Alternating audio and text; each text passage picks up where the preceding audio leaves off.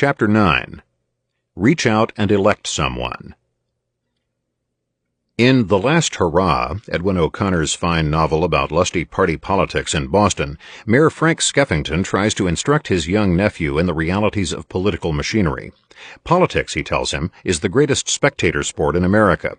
In 1966, Ronald Reagan used a different metaphor. Politics, he said, is just like show business. Although sports has now become a major branch of show business, it still contains elements that make Skeffington's vision of politics somewhat more encouraging than Reagan's. In any sport, the standard of excellence is well known to both the players and spectators, and an athlete's reputation rises and falls by his or her proximity to that standard.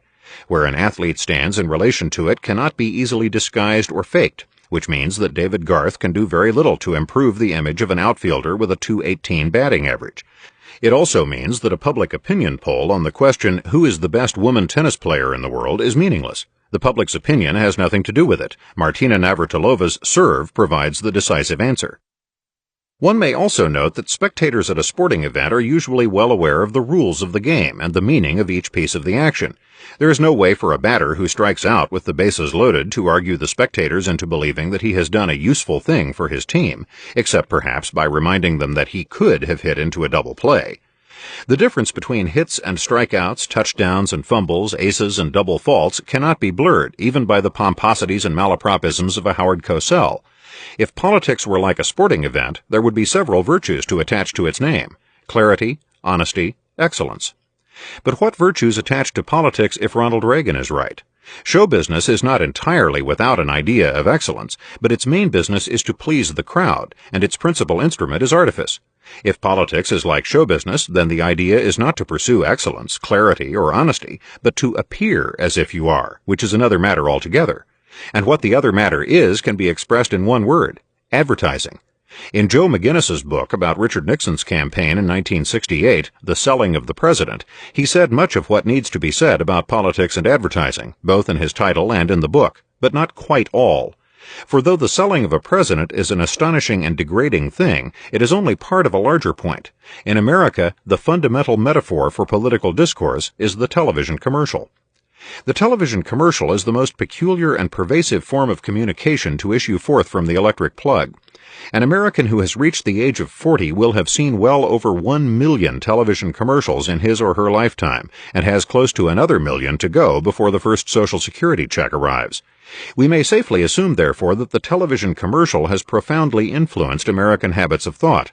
Certainly, there is no difficulty in demonstrating that it has become an important paradigm for the structure of every type of public discourse.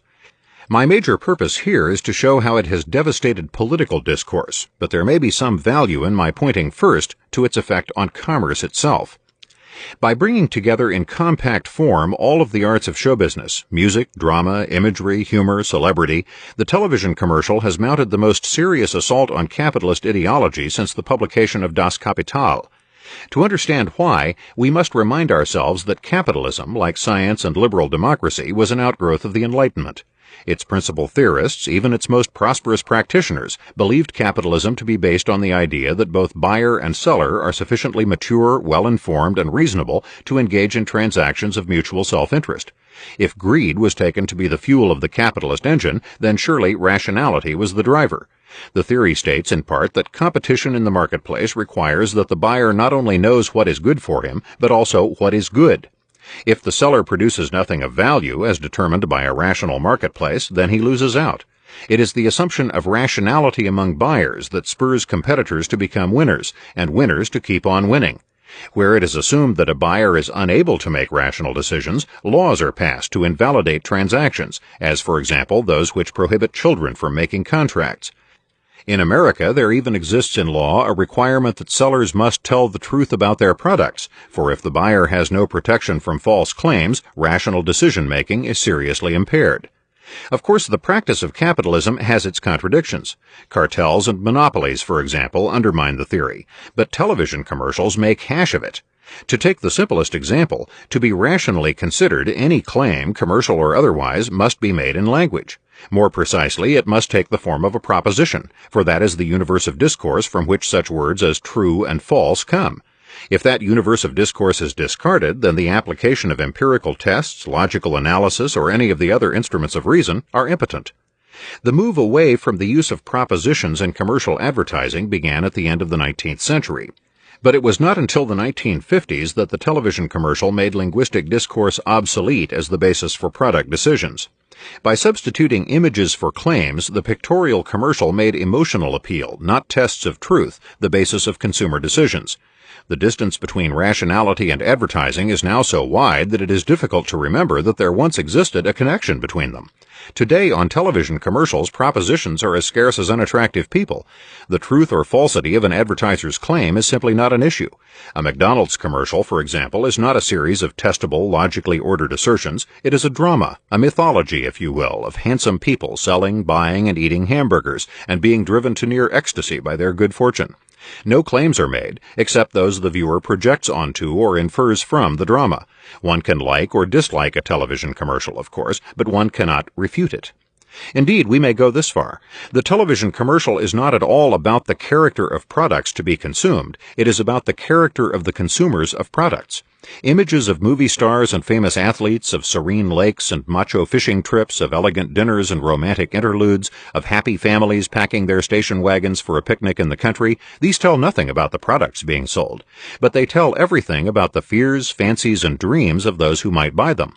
What the advertiser needs to know is not what is right about the product, but what is wrong about the buyer. And so, the balance of business expenditures shifts from product research to market research.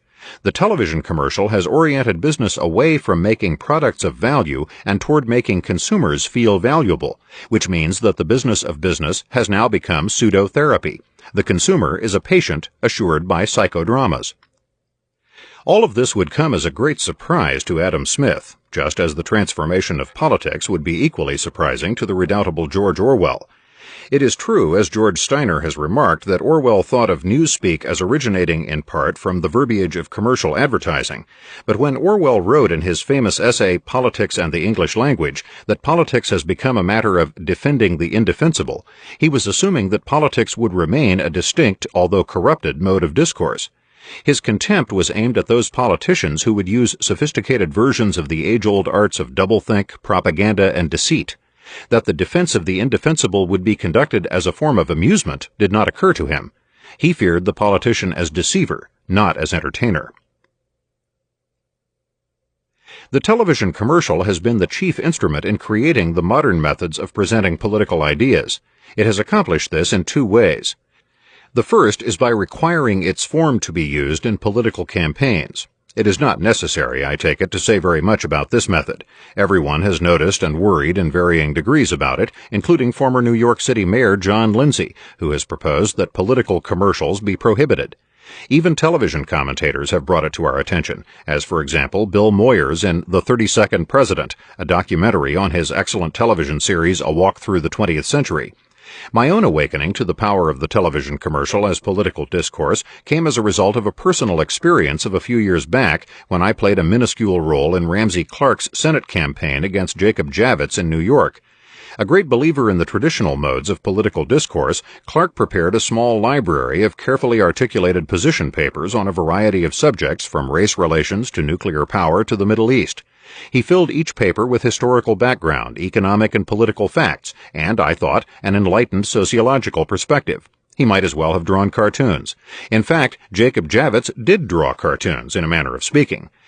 If Javits had a carefully phrased position on any issue, the fact was largely unknown.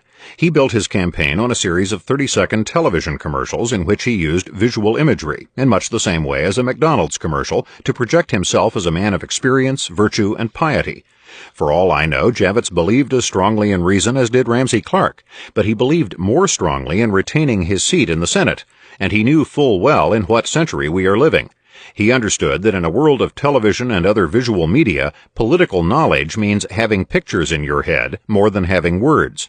The record will show that this insight did not fail him. He won the election by the largest plurality in New York State history, and I will not labor the commonplace that any serious candidate for high political office in America requires the services of an image manager to design the kinds of pictures that will lodge in the public's collective head.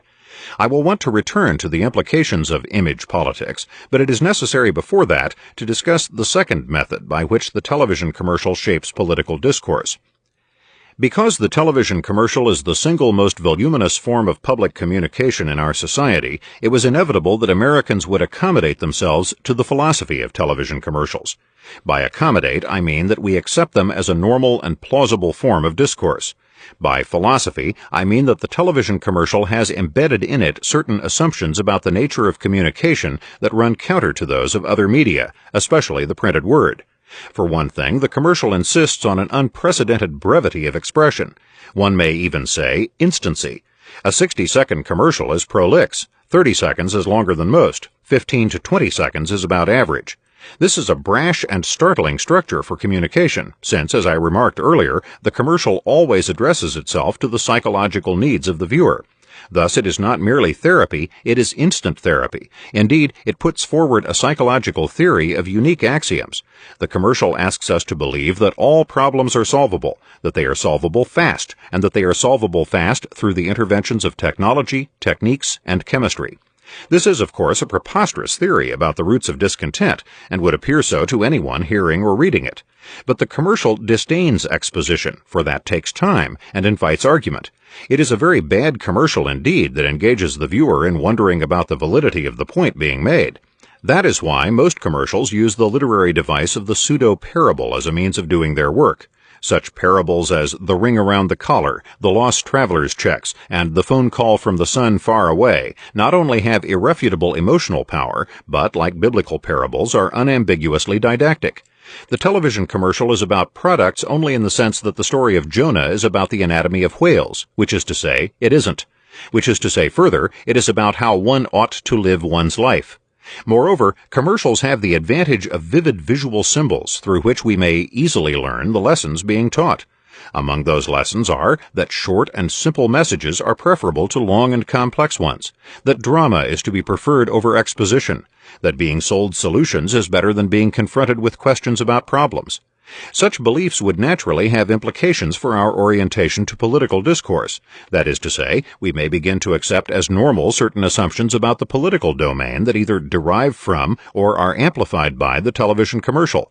For example, a person who has seen 1 million television commercials might well believe that all political problems have fast solutions through simple measures, or ought to, or that complex language is not to be trusted, and that all problems lend themselves to theatrical expression, or that argument is in bad taste and leads only to an intolerable uncertainty.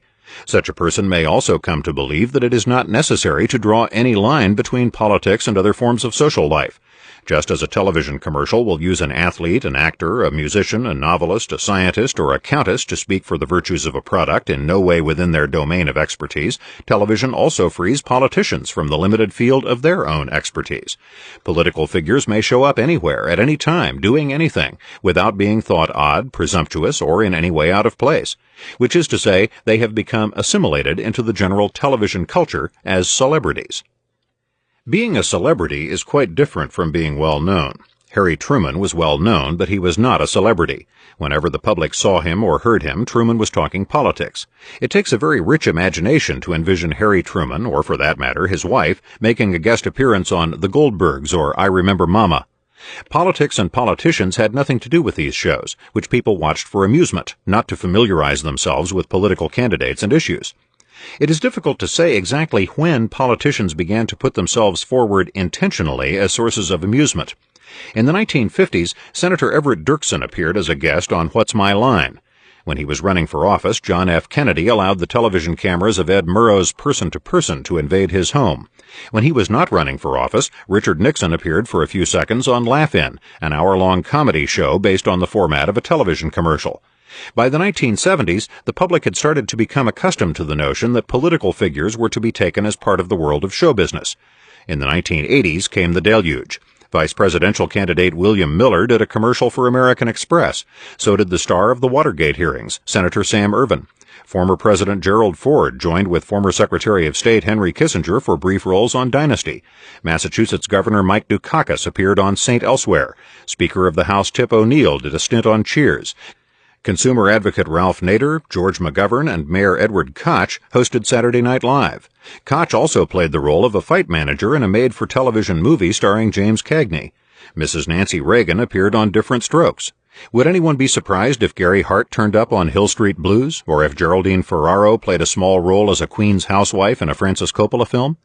Although it may go too far to say that the politician as celebrity has, by itself, made political parties irrelevant, there is certainly a conspicuous correlation between the rise of the former and the decline of the latter. Some readers may remember when voters barely knew who the candidate was and, in any case, were not preoccupied with his character and personal life. As a young man, I balked one November at voting for a Democratic mayoralty candidate who, it seemed to me, was both unintelligent and corrupt. What has that to do with it? My father protested. All Democratic candidates are unintelligent and corrupt. Do you want the Republicans to win? He meant to say that intelligent voters favored the party that best represented their economic interests and sociological perspective. To vote for the best man seemed to him an astounding and naive irrelevance. He never doubted that there were good men among Republicans. He merely understood that they did not speak for his class. He shared with an unfailing eye the perspective of Big Tim Sullivan, a leader of New York's Tammany Hall in its glory days. As Terence Moran recounts in his essay Politics 1984, Sullivan was once displeased when brought the news that the vote in his precinct was 6,382 for the Democrat and 2 for the Republican. In evaluating this disappointing result, Sullivan remarked, "Sure, didn't Kelly come to me to say his wife's cousin was running on the Republican line, and didn't I, in the interests of domestic tranquility, give him leave to vote Republican? But what I want to know is, who else voted Republican?" I will not argue here the wisdom of this point of view. There may be a case for choosing the best man over party, although I know of none. The point is that television does not reveal who the best man is. In fact, television makes impossible the determination of who is better than whom. If we mean by better such things as more capable in negotiation, more imaginative in executive skill, more knowledgeable about international affairs, more understanding of the interrelations of economic systems, and so on. The reason has almost entirely to do with image, but not because politicians are preoccupied with presenting themselves in the best possible light. After all, who isn't? It is a rare and deeply disturbed person who does not wish to project a favorable image. But television gives image a bad name, for on television the politician does not so much offer the audience an image of himself as offer himself as an image of the audience, and therein lies one of the most powerful influences of the television commercial on political discourse. To understand how image politics works on television, we may use as an entry point the well-known commercial from which this chapter takes the first half of its title. I refer to the Bell telephone romances created by Mr. Steve Horn, in which we are urged to reach out and touch someone. The someone is usually a relative who lives in Denver or Los Angeles or Atlanta, in any case very far from where we are, and who in a good year we will be lucky to see on Thanksgiving Day. The someone used to play a daily and vital role in our lives, that is to say, used to be a member of the family. Though American culture stands vigorously opposed to the idea of family, there nonetheless still exists a residual nag that something essential to our lives is lost when we give it up. Enter Mr. Horn's commercials. These are 30-second homilies concerned to provide a new definition of intimacy in which the telephone wire will take the place of old-fashioned co-presence. Even further, these commercials intimate a new conception of family cohesion for a nation of kinsmen who have been split asunder by automobiles, jet aircraft, and other instruments of family suicide. In analyzing these commercials, Jay Rosen makes the following observation. Horn isn't interested in saying anything. He has no message to get across. His goal is not to provide information about Bell, but to somehow bring out from the broken ties of millions of American lives a feeling which might focus on the telephone. Horn does not express himself. You do not express yourself. Horn expresses you. This is the lesson of all great television commercials. They provide a slogan, a symbol, or a focus that creates for viewers a comprehensive and compelling image of themselves. In the shift from party politics to television politics, the same goal is sought. We are not permitted to know who is best at being president or governor or senator, but whose image is best in touching and soothing the deep reaches of our discontent. We look at the television screen and ask, in the same voracious way as the Queen in Snow White and the Seven Dwarfs, "Mirror, mirror on the wall, who is the fairest one of all?" We are inclined to vote for those whose personality, family life, and style, as imaged on the screen, give back a better answer than the Queen received. As Xenophanes remarked 25 centuries ago, men always make their gods in their own image. But to this, television politics has added a new wrinkle. Those who would be gods refashion themselves into images the viewers would have them be. And so, while image politics preserves the idea of self-interest voting, it alters the meaning of self-interest. Big Tim Sullivan and my father voted for the party that represented their interests, but interests meant to them something tangible: patronage, preferential treatment, protection from bureaucracy, support for one's union or community, Thanksgiving turkeys for indigent families. Judged by this standard, blacks may be the only sane voters left in America. Most of the rest of us vote our interests, but they are largely symbolic ones, which is to say, of a psychological nature. Like television commercials, image politics is a form of therapy, which is why so much of it is charm, good looks, celebrity, and personal disclosure. It is a sobering thought to recall that there are no photographs of Abraham Lincoln smiling, that his wife was in all likelihood a psychopath, and that he was subject to lengthy fits of depression. He would hardly have been well suited for image politics. We do not want our mirrors to be so dark and so far from amusing. What I am saying is that just as the television commercial empties itself of authentic product information so that it can do its psychological work, image politics empties itself of authentic political substance for the same reason. It follows from this that history can play no significant role in image politics, for history is of value only to someone who takes seriously the notion that there are patterns in the past which may provide the present with nourishing traditions. The past is a world, Thomas Carlyle said, and not a void of gray haze. But he wrote this at a time when the book was the principal medium of serious public discourse.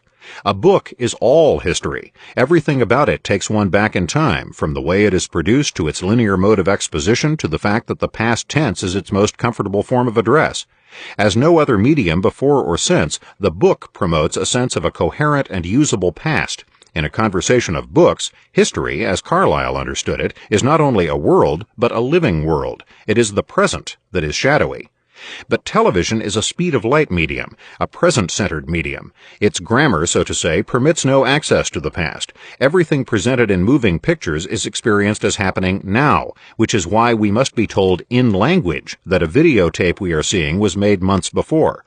Moreover, like its forefather, the telegraph, television needs to move fragments of information, not to collect and organize them. Carlyle was more prophetic than he could imagine. The literal gray haze that is the background void on all television screens is an apt metaphor of the notion of history the medium puts forward.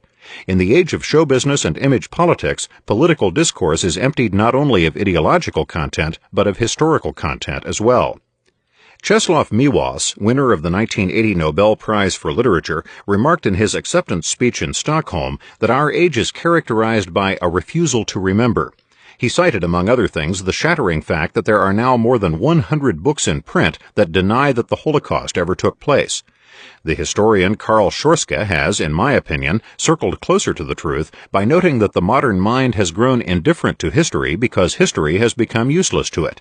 In other words, it is not obstinacy or ignorance, but a sense of irrelevance that leads to the diminution of history.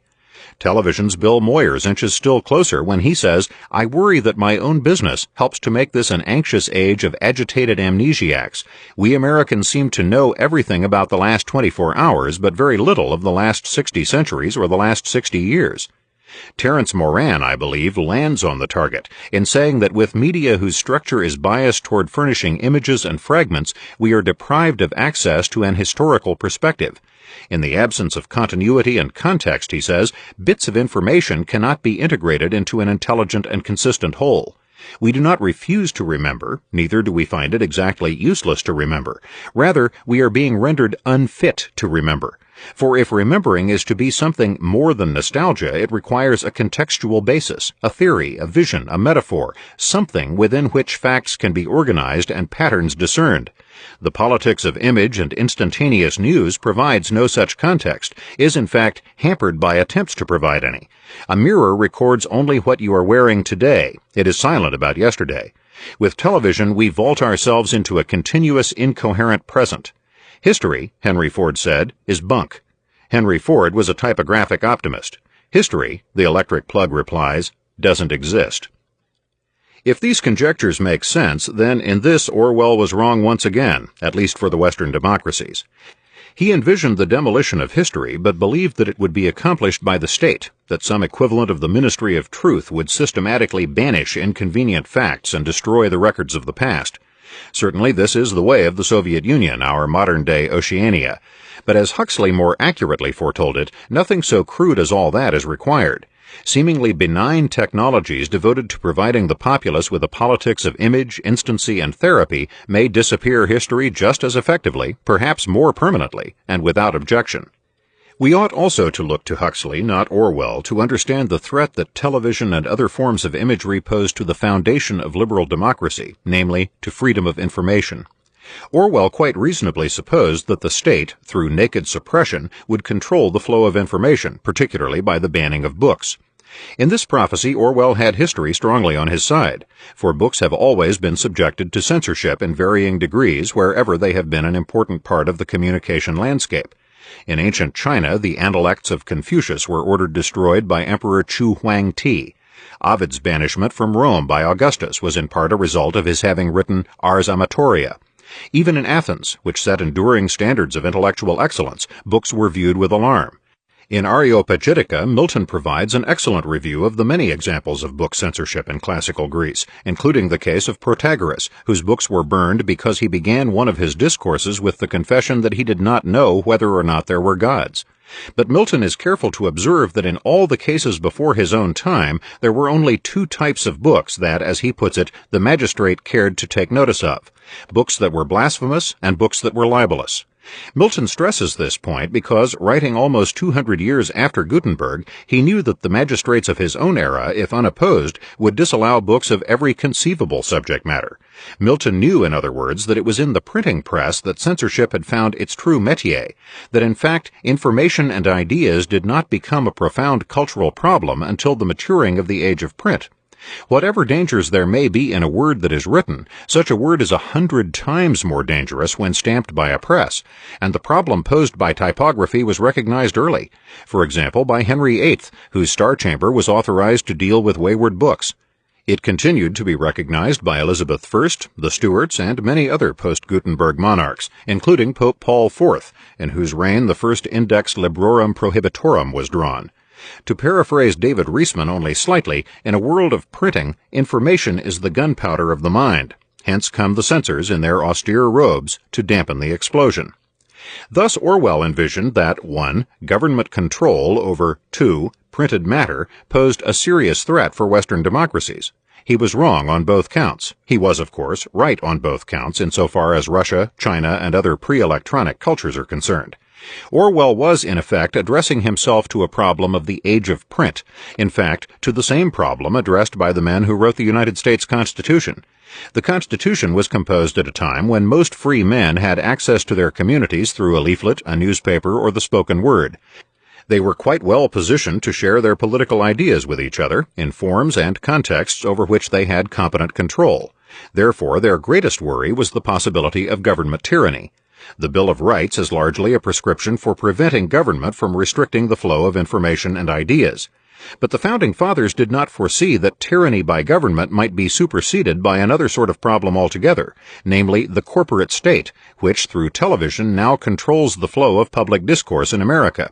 I raise no strong objection to this fact, at least not here, and have no intention of launching into a standard brand complaint against the corporate state. I merely note the fact with apprehension, as did George Gerbner, dean of the Annenberg School of Communication, when he wrote, "Television is the new state religion run by a private ministry of culture, the three networks, offering a universal curriculum for all people, financed by a form of hidden taxation without representation. You pay when you wash, not when you watch, and whether or not you care to watch." Earlier in the same essay, Gerbner said, "Liberation cannot be accomplished by turning television off. Television is for most people the most attractive thing going any time of the day or night. We live in a world in which the vast majority will not turn off. If we don't get the message from the tube, we get it through other people." I do not think Professor Gerbner meant to imply in these sentences that there is a conspiracy to take charge of our symbolic world by the men who run the Ministry of Culture. I even suspect he would agree with me that if the faculty of the Annenberg School of Communication were to take over the three networks, viewers would hardly notice the difference. I believe he means to say, and in any case I do, that in the age of television our information environment is completely different from what it was in 1783, that we have less to fear from government restraints than from television glut, that in fact we have no way of protecting ourselves from information disseminated by corporate America, and that therefore the battles for liberty must be fought on different terrains from where they once were. For example, I would venture the opinion that the traditional civil libertarian opposition to the banning of books from school libraries and from school curricula is now largely irrelevant. Such acts of censorship are annoying, of course, and must be opposed, but they are trivial. Even worse, they are distracting, in that they divert civil libertarians from confronting those questions that have to do with the claims of new technologies. To put it plainly, a student's freedom to read is not seriously injured by someone's banning a book on Long Island or in Anaheim or any place else. But as Gerbner suggests, television clearly does impair the student's freedom to read, and it does so with innocent hands, so to speak. Television does not ban books, it simply displaces them. The fight against censorship is a 19th century issue which was largely won in the 20th. What we are confronted with now is the problem posed by the economic and symbolic structure of television. Those who run television do not limit our access to information, but in fact widen it. Our Ministry of Culture is Huxleyan, not Orwellian. It does everything possible to encourage us to watch continuously, but what we watch is a medium which presents information in a form that renders it simplistic, non-substantive, non-historical, and non-contextual. That is to say, information packaged as entertainment. In America, we are never denied the opportunity to amuse ourselves. Tyrants of all varieties have always known about the value of providing the masses with amusements as a means of pacifying discontent. But most of them could not have even hoped for a situation in which the masses would ignore that which does not amuse. That is why tyrants have always relied, and still do, on censorship. Censorship, after all, is the tribute tyrants pay to the assumption that a public knows the difference between serious discourse and entertainment, and cares. How delighted would be all the kings, czars, and Führers of the past and commissars of the present to know that censorship is not a necessity when all political discourse takes the form of a jest.